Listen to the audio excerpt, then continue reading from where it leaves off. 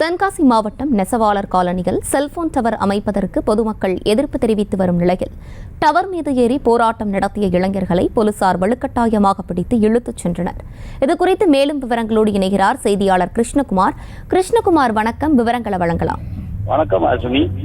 தென்காசி மாவட்டம் சங்கரன்கோயில் அருகே உள்ள நெசவாளர் காலனியில தனியாருக்கு சொந்தமான ஒரு செல்போன் டவர் அமைக்கிறதுக்காக அந்த நிறுவனத்தை சார்ந்தவர்கள் இந்த காலையில முயற்சி செய்த போது அப்பகுதி மக்கள் கடும் எதிர்ப்பு தெரிவித்தனர்.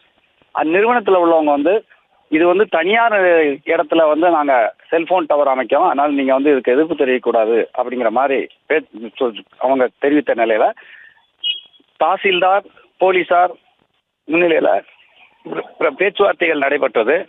தொடர்ந்து அந்த பேச்சுவார்த்தைகள் நடைபெற்றுக் கொண்டிருந்த நிலையில திடீரென அப்பகுதி இளைஞர்கள் சிலர் மற்றொரு டவர் மீது ஏறி தங்களது எதிர்ப்பை தெரிவித்தனர். இதனால் அங்க ஒரு பரபரப்பும் பதட்டமும் நிலவியது. அப்பகுதியில் பாதுகாப்பு பணியில் ஈடுபட்டுக் கொண்ட போலீசார் இளைஞர்களை உடனடியாக விவரங்களை வழங்கியமைக்கு நன்றி கிருஷ்ணகுமார். செய்திகளை உடனுக்குடனும் துல்லியமாகவும் தெரிந்து கொள்ள சப்ஸ்கிரைப் பண்ணுங்க.